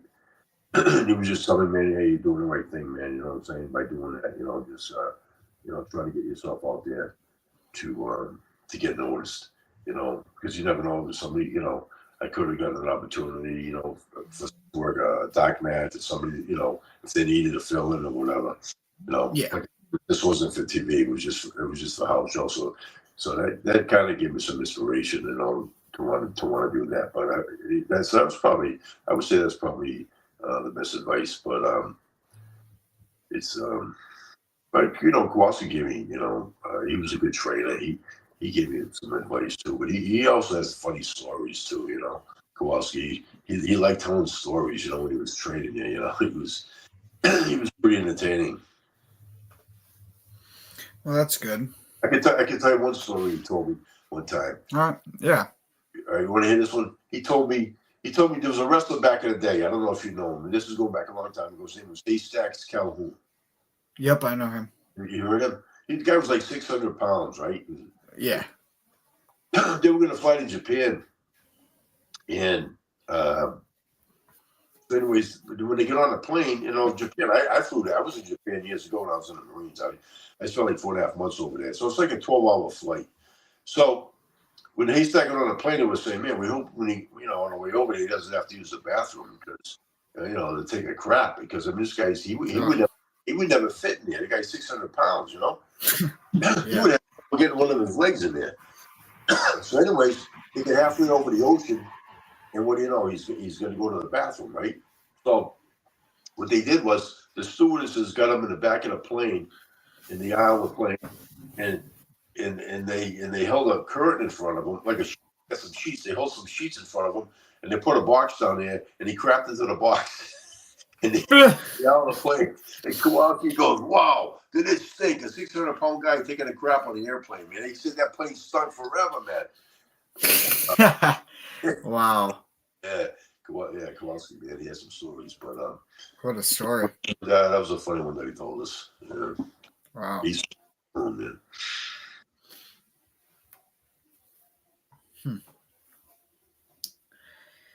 If you could have any band or singer perform your theme song, who would you want that to be?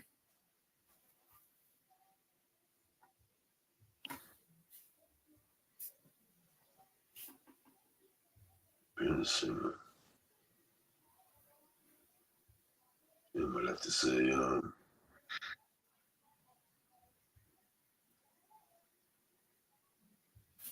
about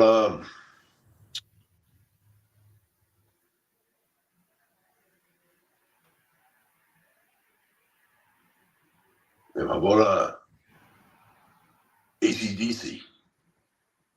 Ooh, okay. That'd be good. Yeah. He gets some good tunes out there, man. 80s rock, I like 80s rock. I listen to them, They're one of my AC/DC, man. They get some good songs, You Shook Me All Night Long and Highway to Hell and goes on and on. Yeah. That would definitely be a drop, a sellout right there. Yeah. Out of all the venues you have wrestled at in your career, what would you say has been your favorite?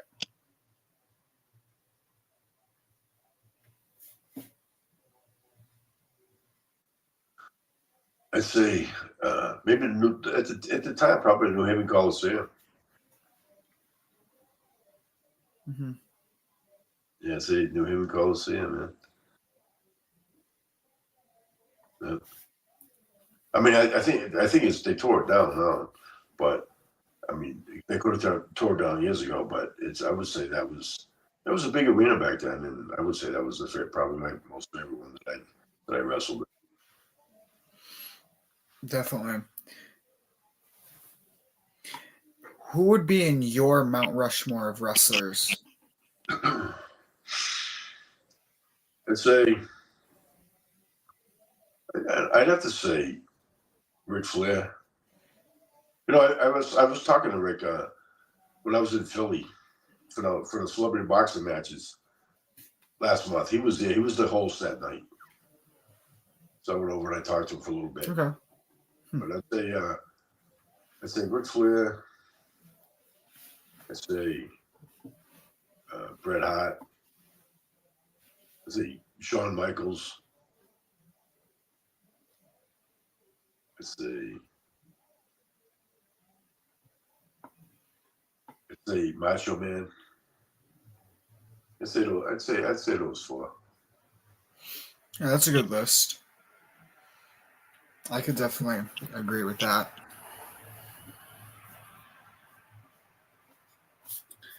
If you could have wrestled anywhere in the world, where would that have been?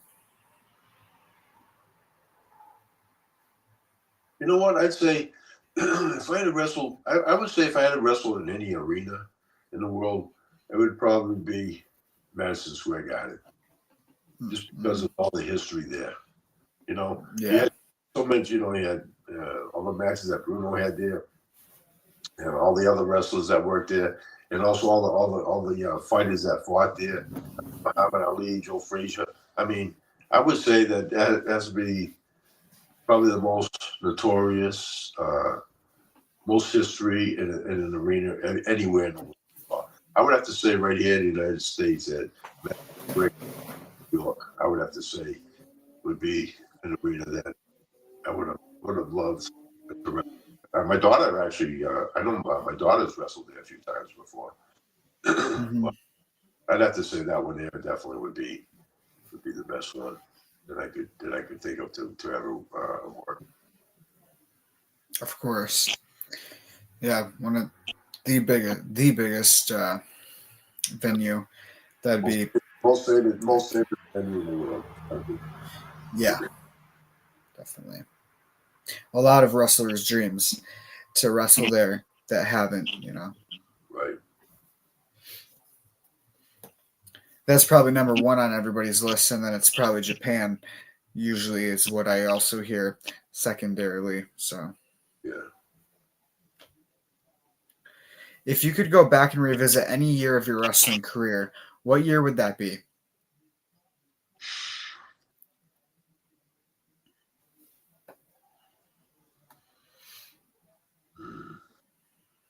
To revisit any year. I don't know, man. I'd probably say the first year because just it was new to me and just the experiences that I had with it. From that first match with Ken Patera, to then doing the shows after that, the smaller shows, and then going back to the bigger arenas. It was just it was pretty exciting for me. I think that first year is the one that would stand out to me the most out of all of them. Of course. Definitely have to be the first year. Yeah. Like I said, when I first wrestled Kenny, in that venue, and then my first match after 3 months, and then it was just like surreal to me. And then doing a small show, but then I did some more smaller shows after that. But then when I went back to the arena again, I think it was Providence Civic Center. And that one there might have been against the Boss Man. I think it was. Yeah, that was my second WWF match. Was with the Boss Man. I think that one there was like so I had a little bit of experience behind me, so it was a lot.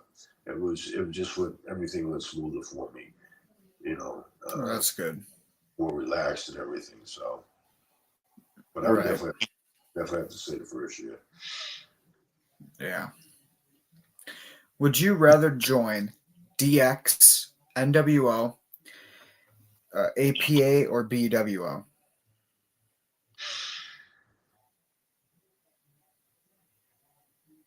I'd probably say the NWO.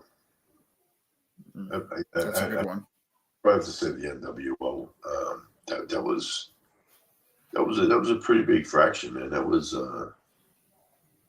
I would have to say out of those, I would probably say the NWO.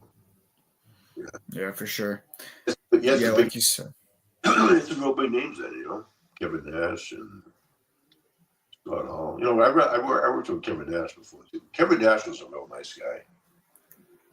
I did a tag team match. Me and a partner I had, we did a tag team match with him and in Lowell, Mass years ago. Mm-hmm. Yeah, he was Diesel at the time. And it was he was like I said, he was a guy to work with. Yeah.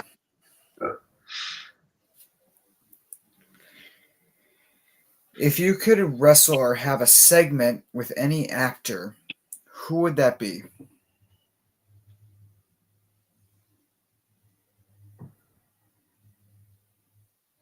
So with comedy actor.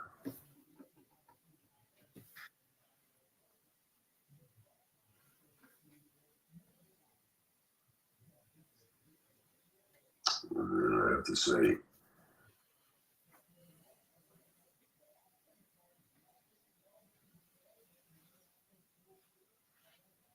I mean, maybe,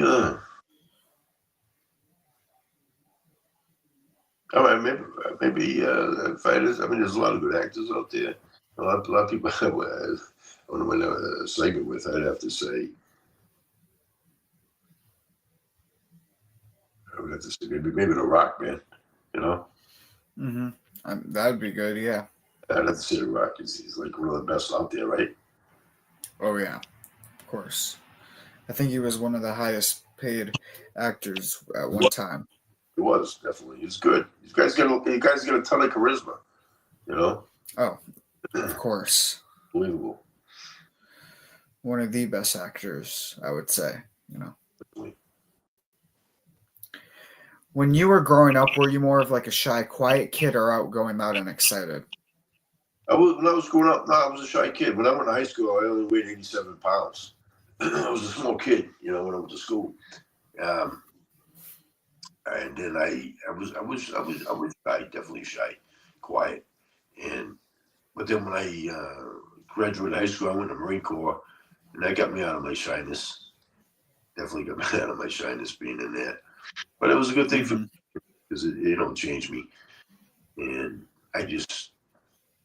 but I was definitely shy. I was definitely shy when I was a kid. Yeah. Yeah. And then the Marine Corps got you out of that, and then you got into these big crowds, which definitely probably got you out of that shell.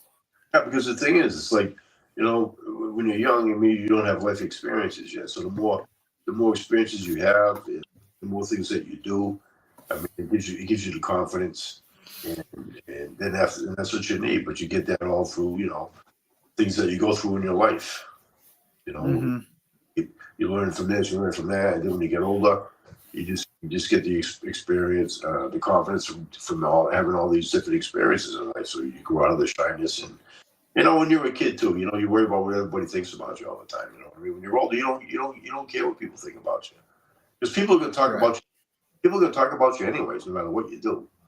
You know, you could be perfect, and people say, "Oh, you know, that person, he thinks, you know, they think they think they're an angel because they're perfect." So no matter what you do, people are going to talk about you. So who cares what people think about you, or if they talk about you, what they say about you? Don't bother me at all. I don't care. You know, but the thing is, younger, people are shy because they're worried about what they say or what they do because they forget people. You know, they think that people are going to talk about them. You know, and right. So the older you get, you just don't care anymore. Yeah. Yeah, I can definitely see that. So to start finishing off the interview, a couple more questions here is, what is one thing you would tell your fans, not just to like your wrestling fans, but your fans that have been supporting you throughout your years, now supporting you still through your boxing and everything? Yeah, I just, I think a lot of people, appreciate, things I can do at my age. You know, I tell people that, I get into the boxing ring in my 60s. I think a lot of people, they think that's something they appreciate that. And I just, to the people that support me and that want to see me do good, I just, I like to just say thank you. And I just, the people that hate me, the haters, I mean, it's like they are what they are, man. I don't respond to them. Because you're always going to have haters. Because people that don't do anything in life hate people that do things. The people that never try, they don't like people that try things. They want you to be like them. Don't do anything. So instead of spending the time motivating themselves to get things accomplished in life or to try things, they'd rather hate on the people that are trying things. That's why I never go online and never put out a hateful comment to anybody, man. If I can't say this, I can't say it to somebody's face, I don't say it, man. I don't believe in that stuff. I do things online because I have to for the things I do. When I fight for celebrity boxing, when I sign the contract for the fight, they make you, they tell you, you have to promote. You have to promote yourself and you have to promote them. why I started doing the social media thing, because I was on Instagram like for a while, but I only started an Instagram account when I first started it, just so I could follow my daughter's career. I never used it Right. to post anything. I never posted anything. You checked other people's things out. But now, because the celebrity boxing and other things that I'm trying to do, I do now do the social media thing more. But I haven't been on it all that long. But the people who go out there and put all these hateful things, all these people, I mean, it's just, I just don't get why people can do stuff like that, because I think it's a cowardly thing to do. Somebody's sitting in their mother's basement somewhere, and they're sending all these bad, comments, all these people that are trying to do things. Somebody could be very successful, and people still talk crap about them and say they suck. This and that. I just don't believe in that, man. I'm old school when it comes to stuff like that. I just don't do things behind people's back like that. It's just the way that I am. But yeah, I like that. That's a good mindset to have, and just, right. Yeah. And then for the final question is, do you have any advice for me to become a wrestler and just everything in general that I'm doing for broadcasting? So what you're saying? Okay, so you're saying that you do want to get into wrestling, or you're doing wrestling now? I'm not doing it as of yet. Right. I've done a few things in the ring, but other from that, not yet. But I want to be. You want to get into wrestling? You want to get into being an in-ring performer? Is what you're saying? Correct. Yeah. How old are you now? I'm 17. 17? Yes. So you're working out, right? Not as much as I should. No. I would say that you want to, like I'm saying, today's a different era where you don't have to be, huge today. I just say, just work out as much as you can. Try to eat pretty good, and just get yourself in good shape, and then just hook up with an academy who can train you the right way. Hook up with a school that can train you the right way. Just keep working at it, man, and just make connections. Try to make the right connections when you're in there, to try to get you an opportunity. Maybe try to get yourself seen. I'm sure with the social media today, people can get their name out there and their work out there, and just try to go from there. Thank you. Appreciate that. And is there anywhere that the people watching can find you and follow you and see what you're doing now? Yeah, all you gotta do is just go in, just put my name in, Papa Chainsaw. Google Papa Chainsaw, and all my stuff comes up. I mostly just do Instagram. I got a Twitter account, but I don't really use my Twitter account that much, hardly ever. So the thing is, if people want to send me something or whatever, just do it through Instagram. Like I said, you just put in Papa Chainsaw, and my Instagram account comes up and all that. But I just want to leave on one thing. I just want to say, I've been an expert. I was a United States Marine, a pro wrestler, a boxer, a lifelong boxer, submission grappling champion. I was a real estate investor. I owned construction companies. I always kind of did. My main thing was always kind of doing my own thing. I owned a liquor store when I was in Massachusetts. So and I could go on, but the thing is that I want to say that the thing I'm most proud of in my life is my two daughters. They're very successful. My two beautiful daughters, they're beautiful, they're successful, and they're also great people. And that's the thing that I pride myself more in life over anything else I've ever done. So I just like to leave on that note. And I want to thank you. And I want to thank you for having me on as a guest. I appreciate it. I appreciate you for doing this. And best of luck in pursuing your wrestling career and everything else that you do. Thank you. And I thank you for taking your time out to do this. It was a big pleasure to have you on here. I mean, it meant a lot to have you on here. So thank you for your time. All right. Have a good night. Yes, you too. All right. See ya.